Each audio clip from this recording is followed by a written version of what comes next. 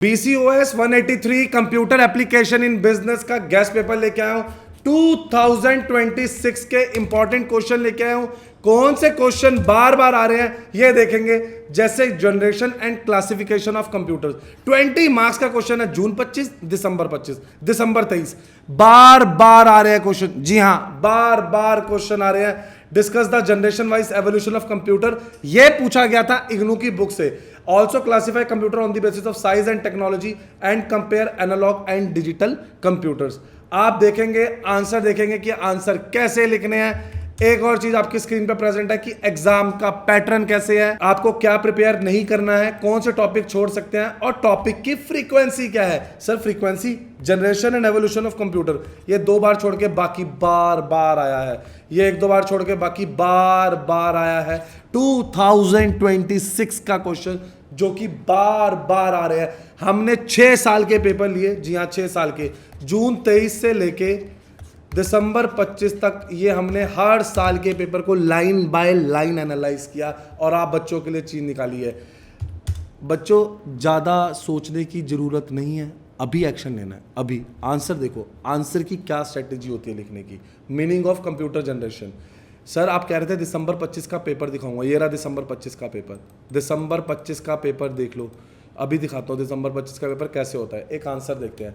Every generation of computer is well defined by a paramount technological development, जो कि change करता है necessarily how computer operate, lead to more compressed, inexpensive but more dynamic and effective machine.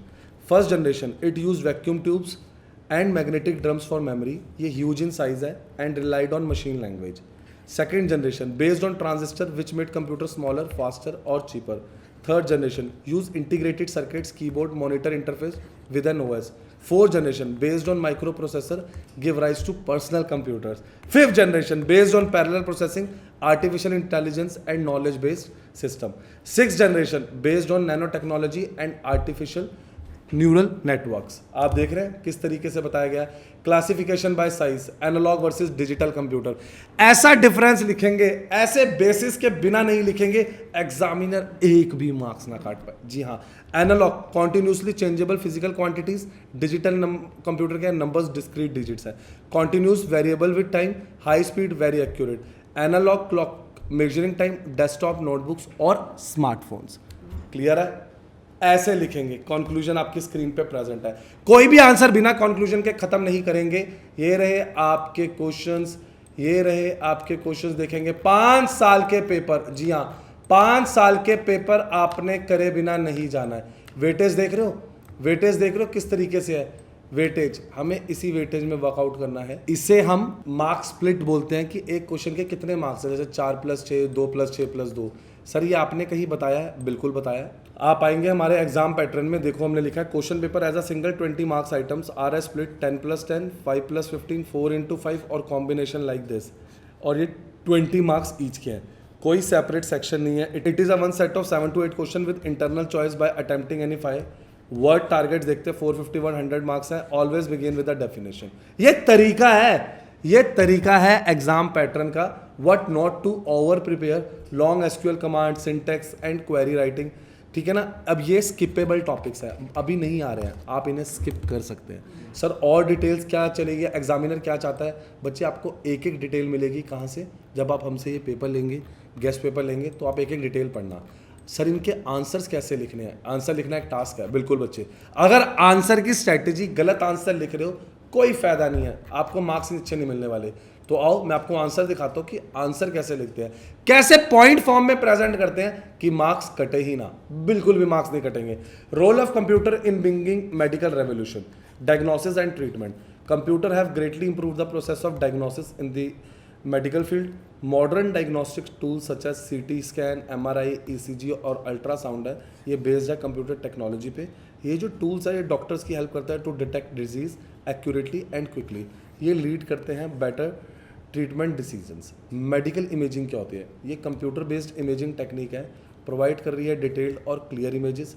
X ray, MRI scan, CT scan ये allow करते हैं early detection of disease जैसे tumours और internal injuries. ये एक सिग्निफिकेंटली इंप्रूव रेट्स है किसका, treatments का।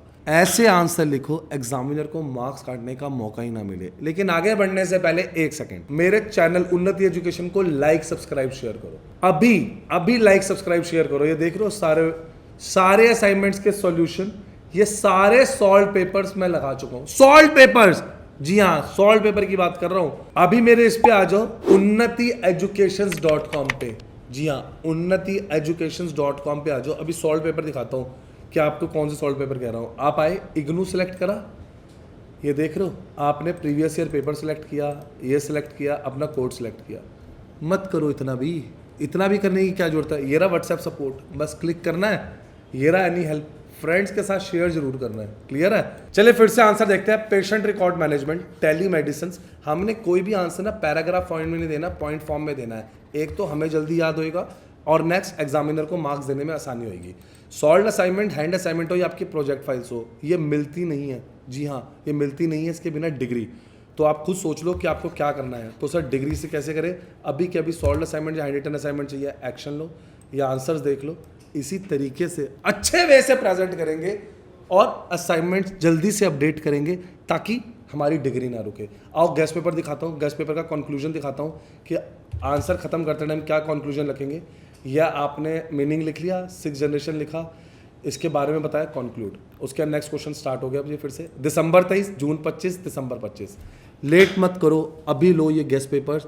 लाइक सब्सक्राइब शेयर कर दो, बेल आइकन दबा दो, क्योंकि ऐसे गेस्ट पेपर आपको कहीं इंपॉर्टेंट क्वेश्चन नहीं मिलने वाले। ये क्वेश्चन आने के बहुत सारे चांसेस है। कमेंट में बताओ कौन से इंपॉर्टेंट क्वेश्चन या पेपर नहीं मिले।